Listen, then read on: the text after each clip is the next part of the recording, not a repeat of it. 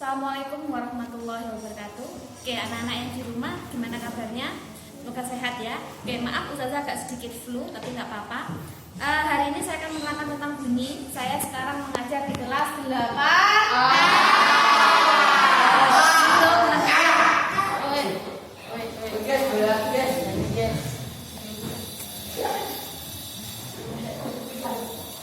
Oke, silakan biar video nggak terlalu panjang, silakan langsung lihat di papan. Oke, yang sudah dicatat silakan dibuka. Oke, perhatikan, bunyi itu dihasilkan oleh benda yang bergetar. Saya bicara itu karena pipa suara saya bergetar. Jendela bergetar karena ada guntur sehingga terdengarlah bunyi. Bunyi ada 3 syarat. Syarat bunyi yang pertama itu apa, Rek? Ada sumber, harus ada yang ngomong, harus ada sumbernya. Setelah itu ada medium atau terang. Kalau kamu pergi keluar angkasa, di luar angkasa itu kan tidak ada medium.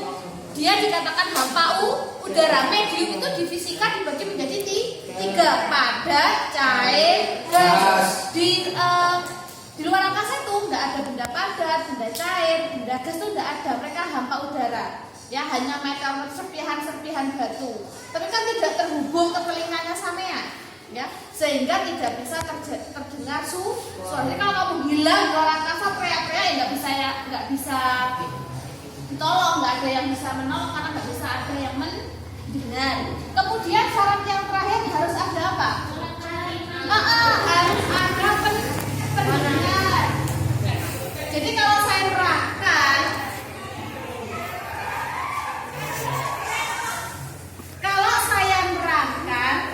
kemudian tidak ada sumber, tidak ada medium, tidak ada pendengar, atau salah satu faktornya hilang, maka syarat bunyi tidak akan terjadi. Oke, rumusnya bunyi kayak kamu SD dulu, rumusnya adalah S sama dengan V dikali D. Kalau di SD ini namanya kecepatan, sekarang pun sama, tapi ini menggunakan istilah lain, itu adalah cepat rambat. Kecepatan bunyi dalam merambat di suatu medium.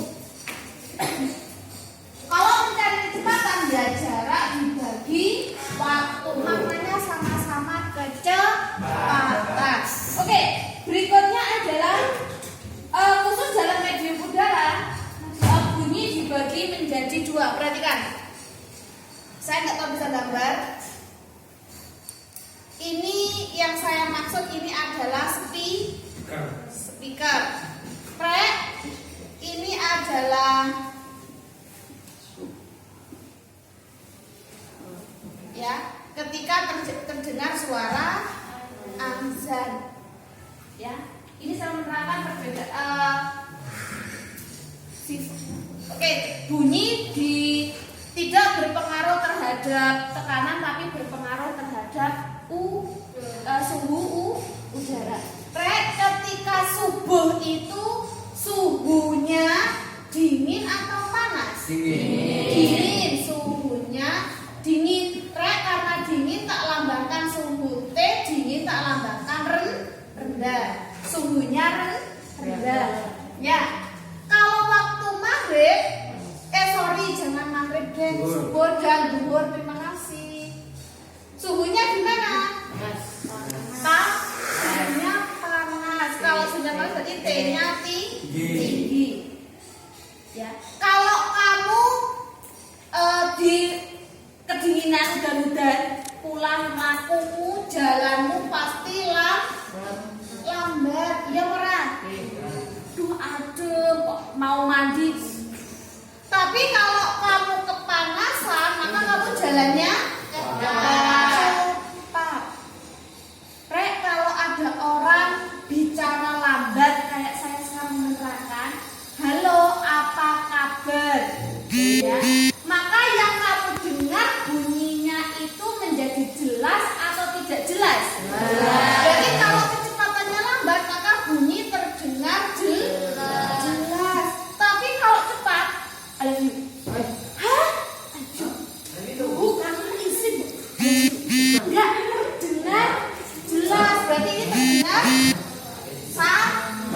samar.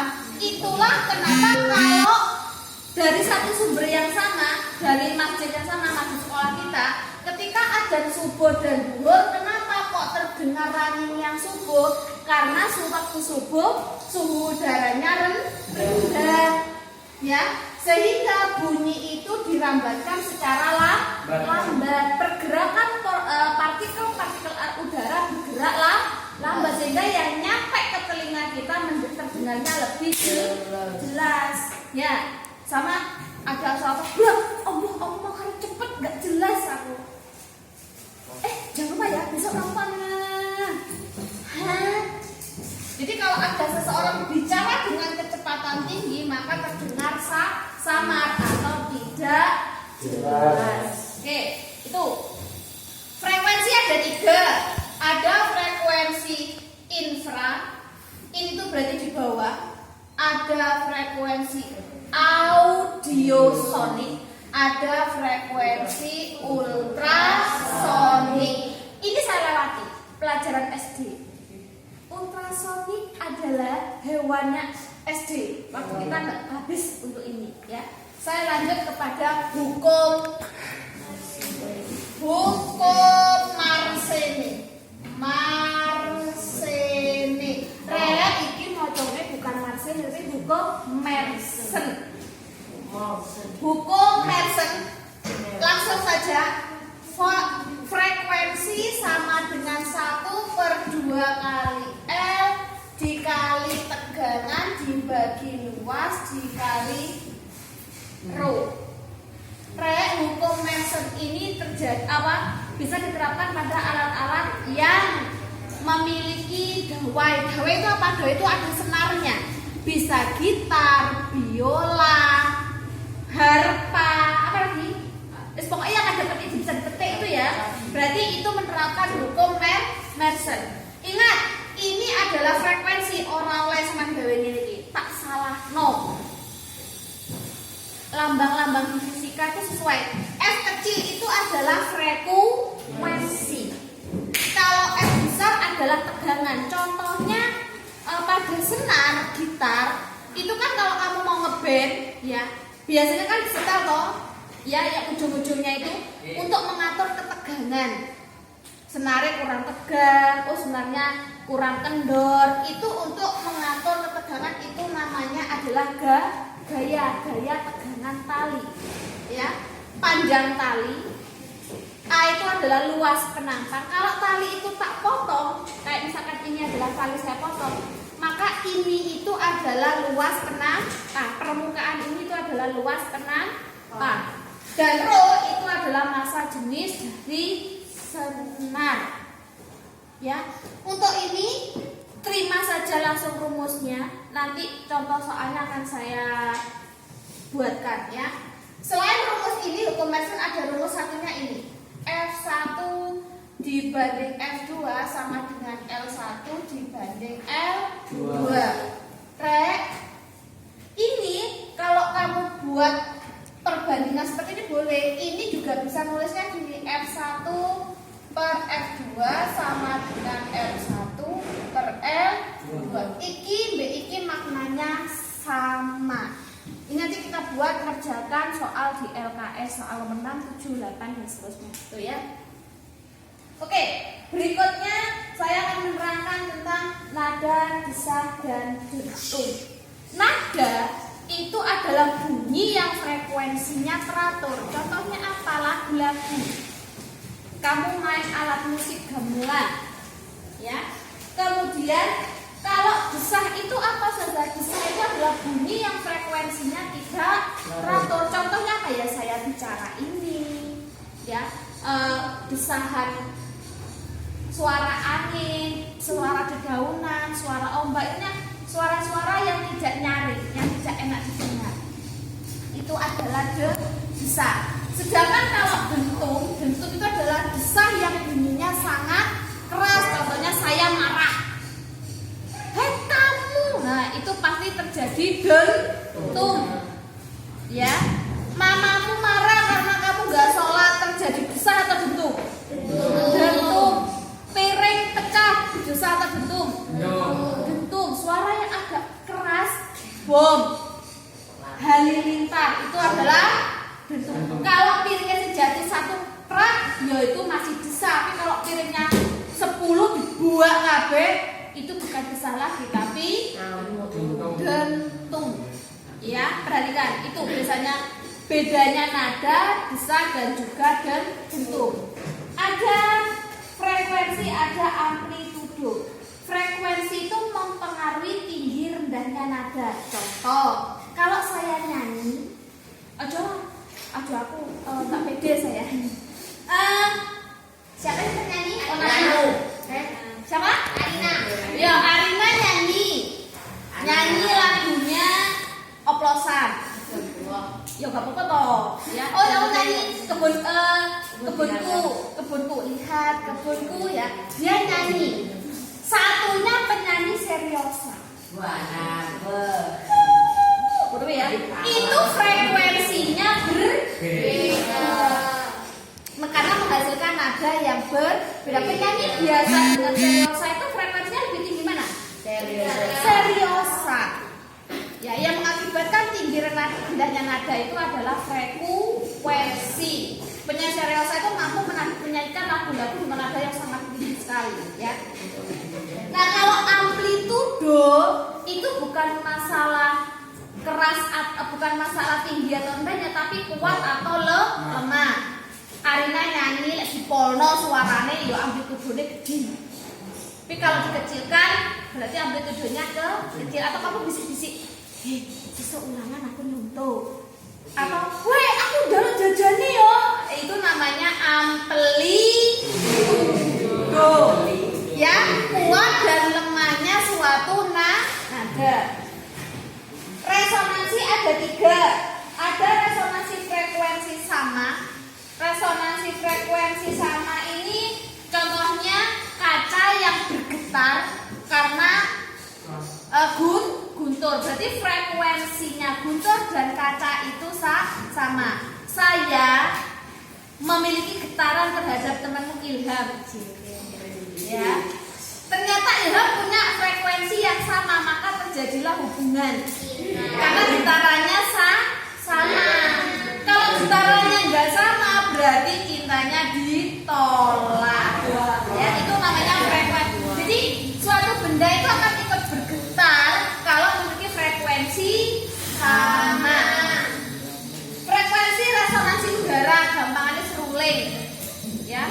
Rumusnya itu langsung saja, tidak perlu saya tekankan dengan banyak, yaitu adalah Ln sama dengan 1/4 lambda kali 2NP1. Ini akan saya terangkan langsung dengan contoh soal, ya. Karena ini sebenarnya materi tidak terlalu esensial buat kalian. Kalau resonansi selaput tipis berarti itu adalah gendang. Apa lagi? Tambur, terus beduk. Berarti yang ada kulit-kulitnya itu ya. Oke. Kemudian resonansi, yang sudah berdasarkan resonansi silakan dibaca sendiri. Saya akan menjelaskan hukum pemantulan bunyi. Sini.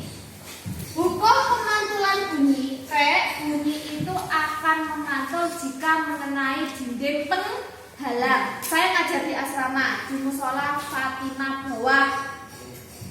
Saya itu sudah berasa ngajarnya bungok-bungok, tapi nggak kedengeran. Tapi beda di kelas ini, saya karena ngajarnya itu ada dinding penghalang, maka suara saya meskipun saya nggak terlalu keras, kamu bisa mendengar dengan baik. Jadi bunyi itu akan mantul jika mengenai dinding penghalang. Ini adalah bidang, ya. Saya akan membuat garis normal. Garis normal itu adalah garis yang tegak lurus dengan bidang. Tentunya kalau bidangnya miring gimana? Kalau bidang miring ya berarti normalnya juga miring, karena normal itu harus tegak lurus. Oke. Di hukum pemantulan bunyi dikatakan seperti ini. Bunyi datang sret. Ini adalah bunyi datang. Garis normal kena bidang penghalang, maka bunyi itu akan mantul. Ini ada Dari mana ketahuannya? Arah panahnya keluar di bidang. Kalau bunyi datang masuk di bidang. Bunyi datang, garis normal dan bunyi pantul berada pada satu bidang datar dan ketiganya berpotongan di satu titik. Ada buku yang melanjutkan seperti itu, ya. Bunyi datang, garis normal dan bunyi pantul berada pada satu bidang datar dan ketiganya berpotongan di satu titik. Bunyi hukum yang pertama. Bunyi hukum yang kedua, sudut datang. Sudut datang itu adalah sudut yang terbentuk antara bunyi datang dan garis normal. Jadi kalau begitu sudut datang itu mananya ini. Ini adalah sudut datang. Bukan ini ke sini. Kalau ini ke sini katakanlah 30, ini 60, berarti sudut datang besarnya berapa? 30 derajat. Besarnya sudut datang sama dengan sudut pantul, berarti besarnya juga 30. Berarti sudut pantul adalah sudut yang terjadi antara bunyi pantul dengan garis normal, bukannya ini. Bukannya ini, ya. Itu. Kemudian untuk bunyi pantul. Bunyi pantul itu digunakan untuk mengukur kedalaman laut. Kenapa? Makanya rumusnya ada angka 2. Saya terangkan sedikit. Ini adalah permukaan air laut. Ada seorang ilmuwan ingin mengukur kedalaman laut. Lautnya di sini. Ini adalah dasar. Seorang ilmuwan ini mengirimkan sinyal bunyi. Punya kecepatan sebesar 300 meter per sekon. Contoh. Apa ya dia ngukur meteran langsung mengisor? Kan enggak. Maka dia mengirimkan sinyal bunyi. Sinyal bunyi itu akan terkirim ke bawah. Setelah nyampe bawah dia akan naik ke atas dan dia mencatat waktunya. Tercatatlah waktunya katakanlah adalah 10 sekon. Maka untuk mengukur jarak itu adalah V kali T dibagi 2. Loh Ustazah, kenapa mau dibagi 2 ini loh, Rek? Ini kan T-nya T datang sama T pulang atau pergi, ya. T pergi sama T pulang. Jadi 5-10 sekon ini adalah T-nya untuk PP. Untuk mengukur jarak dari ini ke sini kita hanya butuh waktu pergi saja. Berarti 10 dibagi 2 sehingga 300 kali 5 atau V sama dengan T dibagi 2. T-nya itu loh yang kita butuhkan hanya setengah. Makanya kenapa muncul rumus S sama dengan V kali T dibagi 2. Oke, teman-teman. Penjelasan dari saya mungkin cukup sampai di sini.